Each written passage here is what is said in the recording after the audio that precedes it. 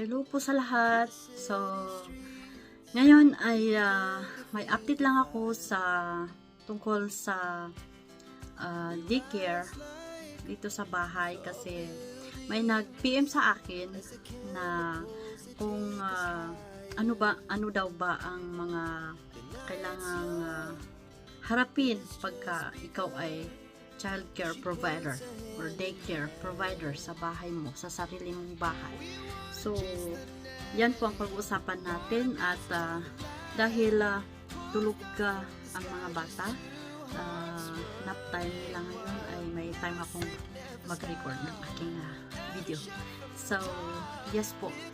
Sa daycare, sa child care is madami pong mga behaviors ang mga bata. Yes po. Pero, may experience naman tayo, may mga anak naman tayo, so alam natin kung ano ang mga karaniwang behaviors ng mga bata. So, sa aming daycare ay may kanya-kanyang behavior ang mga bata. May mahirap na tulog pero ang bait-bait niya. May napakadaling matulog pero ang kulit-kulit niya.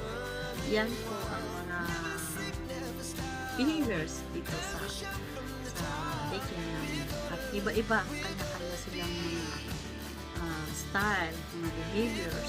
So, yan ay kailangan natin obserbahan sa mga bata para alamin natin kung ano ang gusto nila, kung ano ang paborito nila sa pagkain.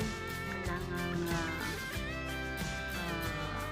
alam mo kung ano ang mga gusto ng mga bata. Yan, so mga sweet na mga bata, pero lahat naman sweet sila sa amin. Yes, kailangan talagang tiyaga, sobrang tiyaga pagka may daycare ka. Kasi alam mo naman ang mga bata, ang style ng mga bata, pagka naglalaro sila, meron conflict sa kanila, hindi nagkakaintindihan, may nag-aagawan ng laruan. So, dapat alam mo ang mga gagawin mo kapag nag-sitwasyon. At meron ding napapag-aralan sa school kaya nga po may nire-require silang ECE, yung Early Childhood Education, para malaman at madagdagan pa ang alaman sa pag-handle sa mga bata. Yes po, kaya ako ay hindi ko pa tapos yung dalawang subject kasi may dalawa pa akong hindi tapos, kaya tatapusin ko ngayong May to June and then sa summer ulit yung isa.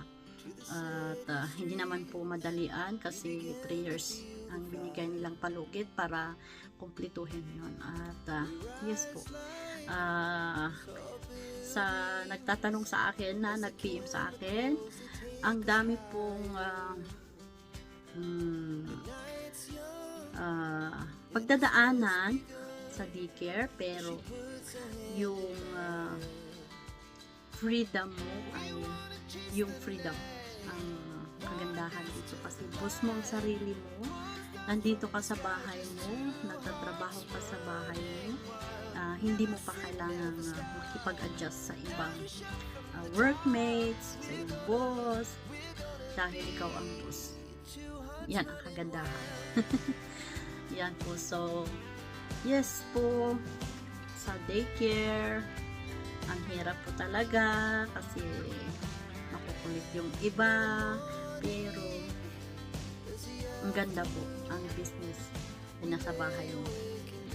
Wala ka pang iisipin na papasok ka mamayang gabi, lalo na pag shifting ang work mo. Pag nung dati kong work, kailangan gumising ka 12 midnight ng gabi para pumunta sa trabaho. Pag winter, ang hirap-hirap, kailangan mo i-start ang sasakyan mo para iinit muna bago ka mag-drive. Kailangan mo i-plug in ang sasakyan mo, kailangan mo linisan ng snow pag nag-snow sa labas. Yan ang mga kagandahan na nandito ka ka sa bahay na nagtatrabaho. At yan, pagka may bata ka, ang ganda pagka may anak kang maliit, kasama mo sila, hindi mo kailangang lumayo sa work mo, at na babantayan mo pa sila. Yan ang kagandahan pagka sa bahay mo ang dito. Yan, so madami din na medyo minsan nakaka-stress din, pero ikaw, at least ikaw lang ang yung mga bata lang ang a-adjustan mo pagka childcare ang trabaho mo or business mo. So yan, at saka yung pagka sa daycare lang naman, sa yung mga bata lang naman is madali silang alagaan, pakainin, tulugin. Yung iba hindi nagnanap, pero at least hindi ka lang, bibigyan ka sila ng activities nila, makulong, puzzles, mga ganun. Usually mga ginagawa nila pagka nap time, yung ibang hindi nagnanap. At yan, so ang sarap po na nasa bahay ang trabaho mo. Yan, lalo pag dito sa ibang bansa na pag pupunta ka sa work mo, ang dami mong katrabaho, ang dami mong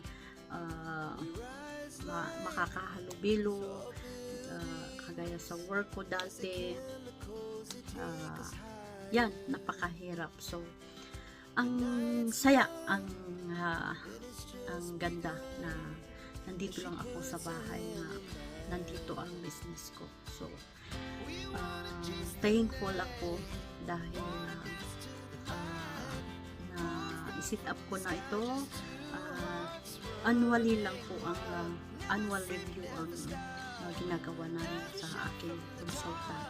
So yan, so sa mga may balak na mag-daycare sa kanilang sariling bahay, yan, napakaganda na nasa bahay mismo ang inyong business.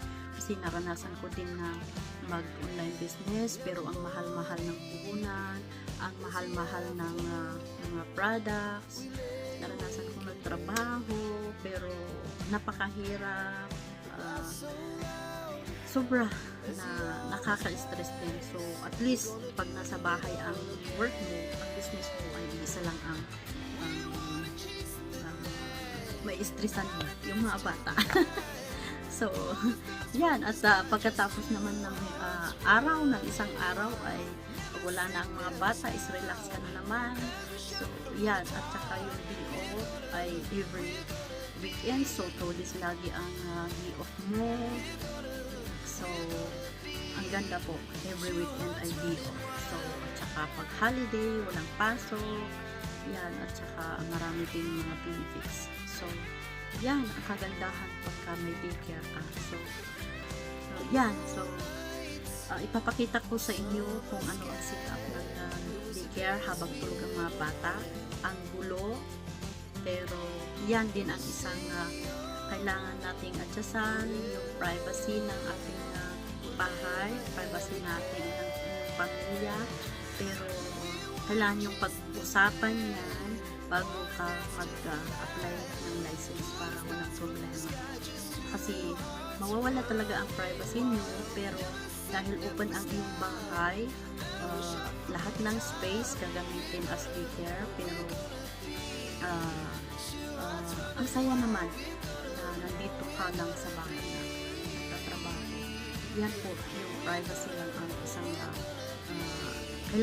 kailangan natin give up. Hindi naman na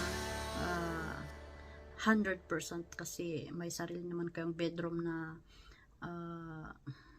naka-separate sa inyo. So yan, yung mga anak nyo, kailangan nyo ding pag-usapan para hindi sila mabibigla kung sakaling ang gulo ng bahay nyo. So yan ang childcare na business. So yan, so yan ang itsura ng daycare pagka Madaming mga bata. Disaster ang bahay. Pero ayos lang. At ganyan talaga pag daycare. Yan, may mga creativity sila. Ang galing nilang mag-create ng kung ano-ano. Yan. Ang gulo. Pero masaya din ang mga bata. Yan. Ang gulo po talaga pag may daycare ka. Lahat nakakalat. Yan. Yung sa taas, ang gulo din. Pero ganyan talaga. Inaayos naman nila yan pagkatapos nila bago sila uuwi. Yan. Tingnan natin sa loob. Yan. Ang gulo talaga, pero pag sasabihin mo naman sa kanila mag-clean up sila, yung iba ayaw. Yan. Ganyan.